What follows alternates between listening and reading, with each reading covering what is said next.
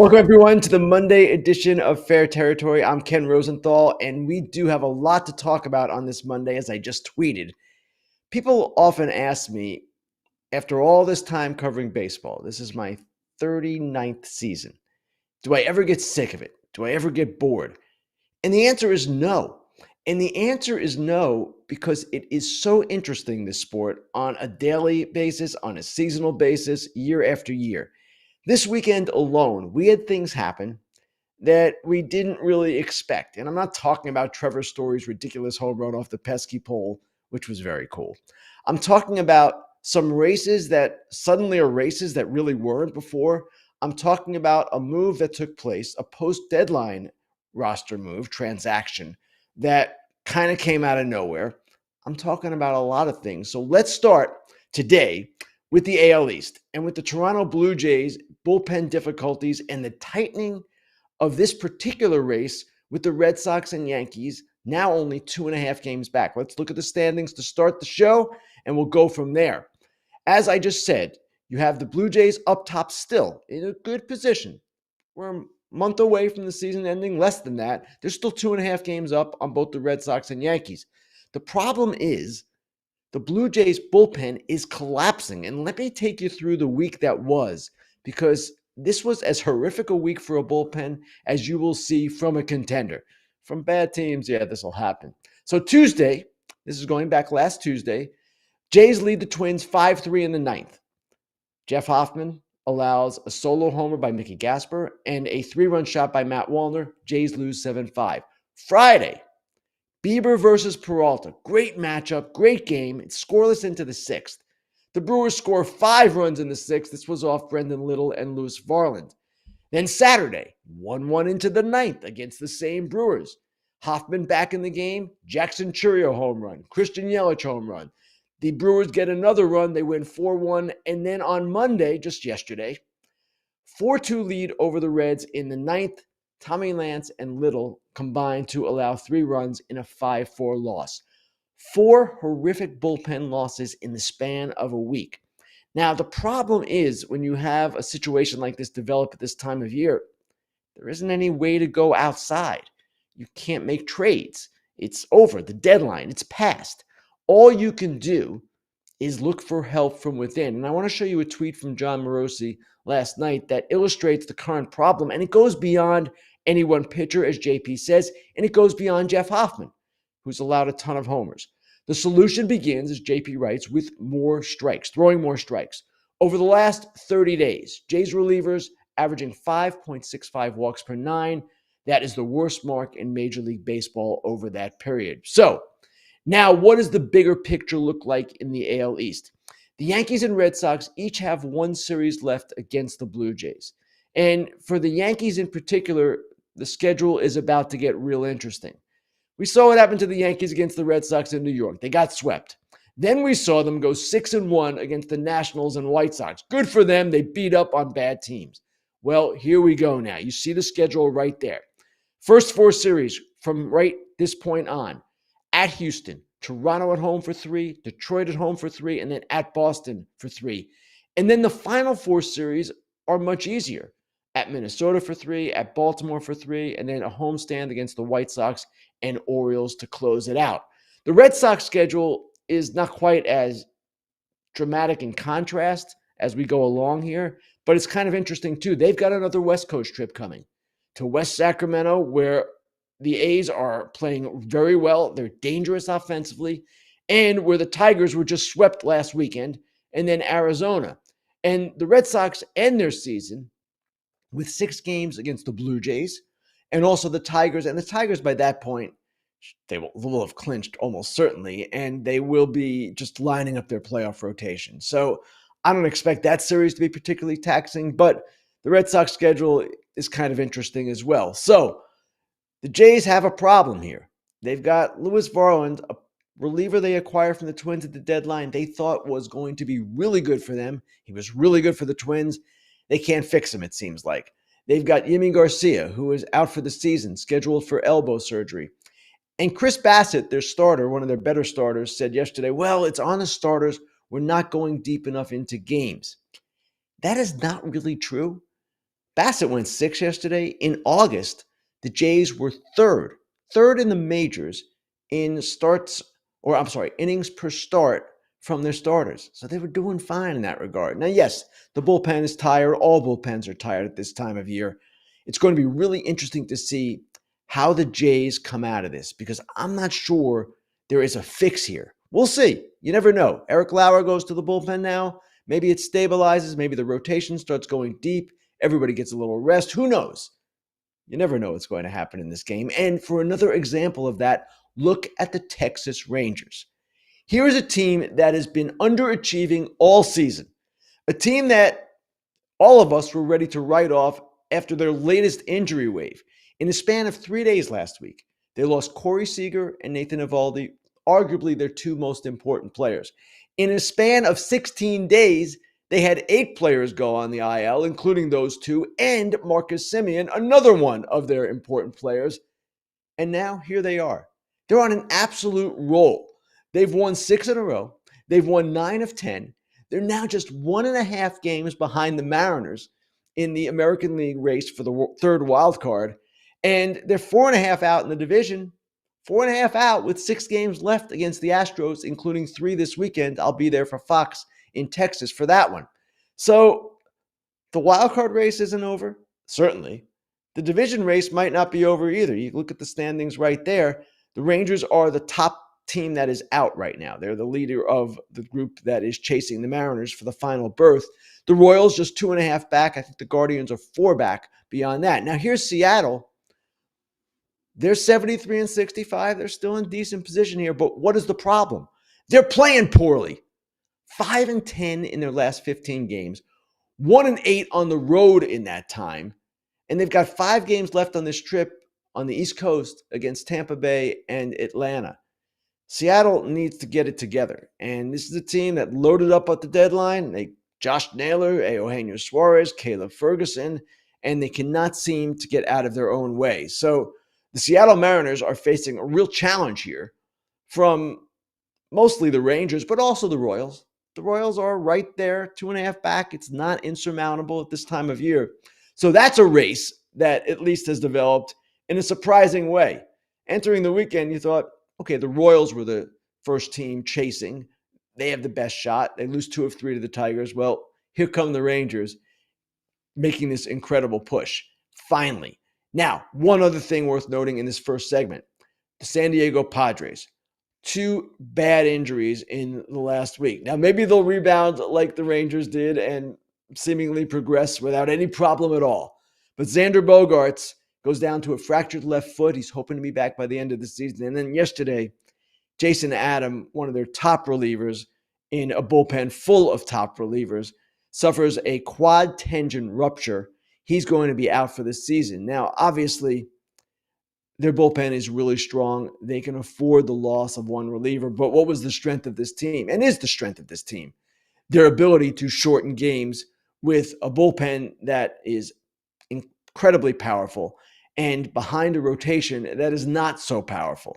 Also, yesterday with the Padres, Tatis was out with what they called lower half tightness. I wouldn't imagine that's a big problem. Maybe he just needs a day, but that's something to watch as well. So here are the Padres. Just a few days ago, we thought maybe they would catch and pass the Dodgers in the NL West. Not happening. They're now down 1 reliever from their stacked bullpen. They're 2.5 behind the Dodgers, and they are 3 behind the Cubs in the wild card race. And this is significant because if the standings hold, and I'm not saying they will, we don't know that they will, but if they hold, the first round or the wild card series would pit the Padres against the Cubs at Wrigley Field. The Padres are a dangerous home team. They are really good at home, 43 and 23, one of the best records in baseball at Petco Park, which is an electric environment, as electric as you will find in the sport right now. So to play on the road, not insurmountable. Road teams win all the time in the baseball playoffs. It's not a big deal, but it's certainly not ideal as well. Padres 33 and 39 on the road this season. So what we're looking at here is an NL West race that might soon be decided if the Dodgers start playing better and the Padres cannot get it going again. or maybe it tightens up again. But the Padres, without Bogarts, from an offense that was much better and has been much better since the trade deadline and the additions that they made, and then without Jason Adams, they're just not as strong in either area as they were before. All right, we've got the inside dish coming up. I'm going to talk about the Ha-Seong Kim situation with the Atlanta Braves claiming him off waivers. We'll be right back after this. Okay, Kratz, I opened up Arena Club, put my own money in there, and I wasn't going to go big. I know we went over the Ruby pack a week ago. This time, I just went for the low-level pack where it's an easy entry point, $25. You can get yourself a big boy card. The Grail has many good options. I slice open the pack. We're looking at it if you're watching us right now, and I pull a card from the 1950s. Super cool. I enjoyed the experience looking at it. It's Jim Gilliam. It's a top set from the mid-50s. It's cool. It's a Brooklyn Dodger, but it's worth more than the card. Like I said, I'm going to sell it back. I got $28 instantly, so I can buy another one of those packs and try and get what I want. Absolutely. The excitement, I heard Kip say it before, the excitement's in the chase.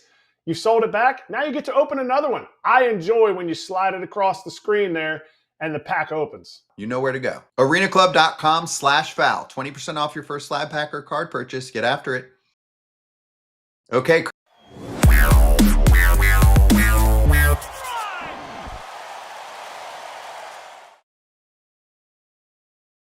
Inside Dish, the part of the show where I go maybe inside a story I've written, inside a trend in the game, or go inside a roster move, a transaction that happened over the weekend that frankly took me by surprise and took a lot of people by surprise. It was one of the most fascinating moves, at least you'll see at this time of year. And I'm talking again about the Braves claiming of Ha-Seong Kim, the shortstop from the Tampa Bay Rays. You see my tweet there yesterday with the news. When I originally heard this on Sunday, what I originally heard was that Kim was on outright waivers. And sometimes I'll hear that and then I'll pursue it, trying to confirm, see what's going on, etc.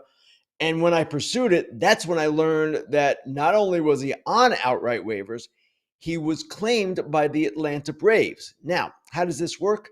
Kim is owed about $2 million the rest of the way. The Braves assume that obligation. He also has a $16 million player option for next season. So he can exercise that or he can become a free agent. This then was a bold move by the Braves. It was an $18 million gamble, effectively. At the same time, it was a move that made a lot of sense. The Braves' need for a shortstop is no secret. It's one of the biggest needs we have anticipated going into the offseason. Nick Allen, they've played him there all year. He is a great defender, but he's one of the weakest hitters in the game. And they pursued Kim at the deadline, actually, thinking that maybe they can get him and wanted to make the same kind of decision and wait for the same kind of decision by him in the offseason. And that right now, that would have been a sensible move even then because the shortstop market this winter is very thin. You've got Bo Bichette out there, but Bo Bichette, in the eyes of many in the industry, should not be at shortstop, or at least not for much longer. So what were the Braves going to do? A trade seemed unlikely. Who was going to be available in a trade that was so good? So this move to them could solve the problem. The Braves don't generally play big in free agency anyway. This is a one-year deal if Kim exercises the option at $16 million. Teams, as we've talked about many times before, they love one-year deals. They don't even care about the price usually, and $16 million for a player of Kim's caliber is not a bad price. Okay, so with Kim, they get a player who did not make his season debut until July 3rd, coming off shoulder surgery, then twice went on the IL with lower back trouble. He's played only 24 games this year. Hasn't really hit, hasn't really played well. Not great signs. But now the Braves get a month to look at him, to get to know him. Kim gets a month to know the Braves, and he already is friendly from the Padres days with Jerks and Profar. And we will see how this all plays out. Now, Kim's decision is interesting too. Now, he's a Scott Boras client. He cannot get a qualifying offer now that he has changed teams in the middle of a season. So free agency will be more tempting for him than it might otherwise have been. But he'd be coming off a season, as I just said, he plays only or has played only 24 games so far. And barring a huge performance this month, and I can't rule it out, he's going to play shortstop every day for the Braves the rest of the season. If that happens, okay, maybe you opt out and you take your chances. But if it doesn't happen, then you have to think about exercising that player option, just going back to the Braves. Again, the shortstop market is thin. That would play to Kim's benefit if he has a big month. But if he doesn't, he might be better off just staying with the Braves. He's not going to get the long-term deal he wants, I wouldn't expect, coming off a season like this. He didn't get the long-term deal last year.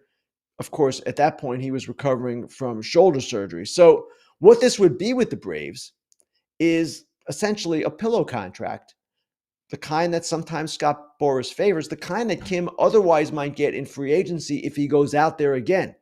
A chance to reestablish his value for 1 year and then go back into the market. It's not a bad play by him at all. And with the Braves, he'd strictly be playing shortstop. He wouldn't bounce around to second base and third as he has done with the Padres and Rays to some extent. So it's kind of an appealing place for him in a lot of ways. The Braves are going to be good, most likely. They're going to have a good lineup for sure. I know what happened this year, but next year things should be better for them. And it's just a really appealing place, you would think. Now, Scott Boras' clients do not always opt out when given that opportunity. He loves to include the opt-outs, give them the flexibility, but it doesn't always happen that way. Cody Bellinger, just last season, exercised a $27.5 million player option.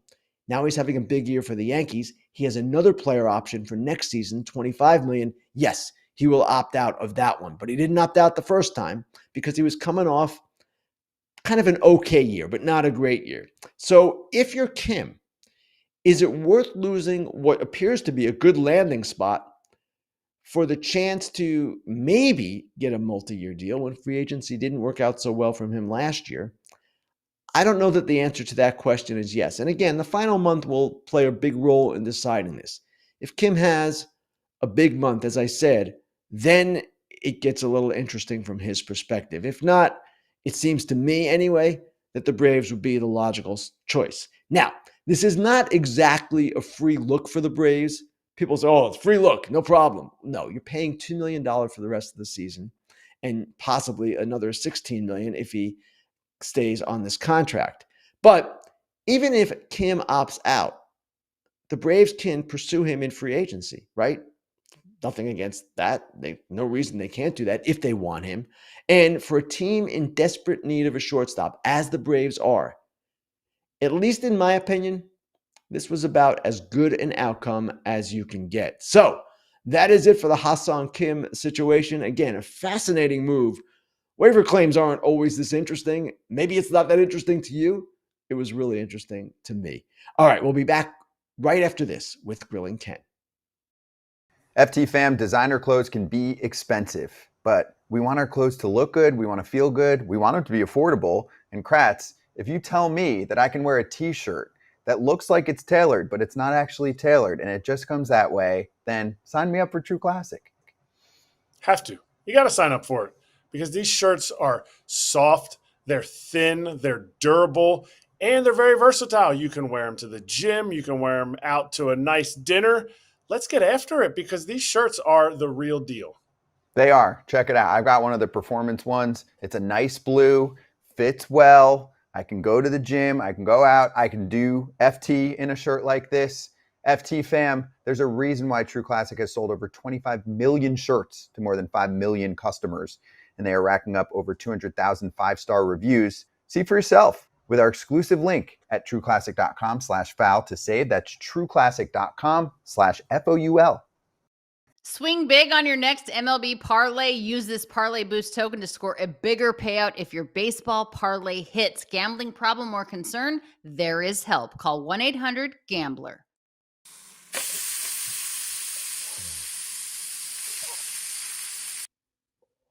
Time now for Grilling Ken, the part of the show where you guys get to ask me questions of your own. Let's start with this one right here. First question comes from, well, actually, we don't have a person identified with this question, but the question is, Which pitcher beyond Tarek Skubal, is most likely to step up as a dependable number 2 starter for the Tigers in October? Thank you for the timely question, whoever sent it, because I wrote about this just this morning in The Athletic. And essentially what I wrote is that the identity of the number 2 starter isn't that big a deal for the Tigers. Jack Flaherty would be the obvious choice, but he's been up and down this year. They've got Casey Mize as well and Charlie Morton, who has struggled in his last 2 starts. And the reason I wrote that the number 2 starter isn't that big a deal, because AJ Hinch will manage this bullpen aggressively. And we've seen this happen in a few recent games that the Tigers have played. He's yanked the starter pretty quickly because he's got guys like Troy Melton, Tyler Holton, and others who he can use in bulk roles. And keep in mind, too, that for the postseason, one of those starters, at least for the division series, will move to the bullpen. So I'm not so sure really who starts is that big a concern. They'll start whoever is hot, whoever matches up best. Perhaps that's even more important than who is hot against that particular opponent. The Tigers' issues are these. Their strikeout rate as an offense is the 3rd highest in the majors. That's not good. Not good in the postseason. Their strikeout rate from their bullpen is 29th, next to last in the majors. That is a problem too. They need more strikeouts out of their pen.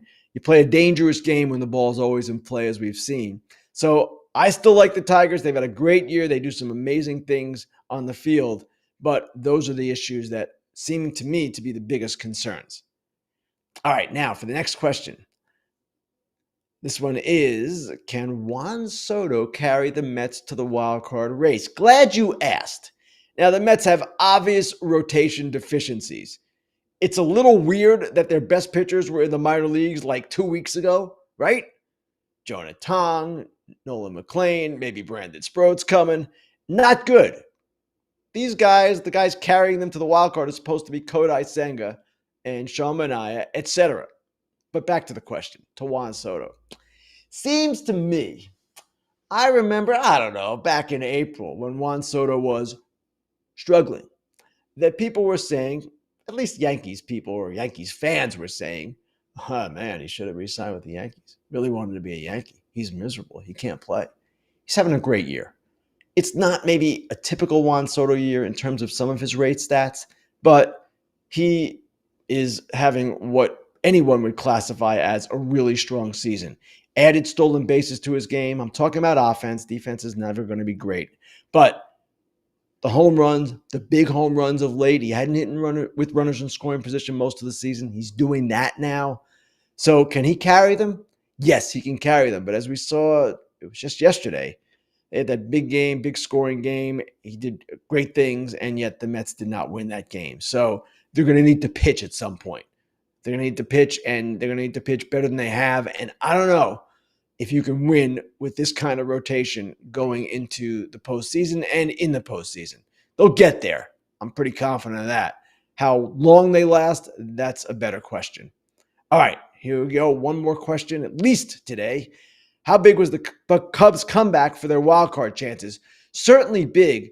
And frankly, we've underestimated the Cubs a little bit in the last, month or two. I say I've underestimated them. And we've kind of overlooked them. And again, I've overlooked them. And here's the deal. I don't have the standings in front of me right now. But as I mentioned earlier, they're ahead of the Padres in the wild card standings. They're pretty close to the Dodgers as well, obviously, because the Padres are chasing the Dodgers in the NL West. So they're well positioned to open the postseason at home. Now, their offense seems to be getting it back together. I'm a little worried about their rotation still. Tyone back on the injured list. Cade Horton, how strong will he be in October? He's been terrific as a rookie so far. But that is a concern. At the same time, they're having a great year. They're overshadowed by the Brewers because the Brewers are having this ridiculous year. But while they're not going to win the division, quite obviously, they're still in great position in the wild card race. And you get that first home series. You maybe win the home series. You maybe build momentum for the DS, and then you have something. So I'm not ruling out the Cubs in the postseason. I'm a little worried, obviously, as I said, about their rotation. I do believe their offense now is going to be back to form. It couldn't be as bad as it was for however long that slump lasted. All right. I want to thank everyone watching, everyone for listening. You know where to find us. YouTube, Apple, Spotify. We will be back on Thursday. The normal live show with Alana Rizzo, 12:30 Eastern, 9:30 Pacific. Thanks, everyone. Have a great week.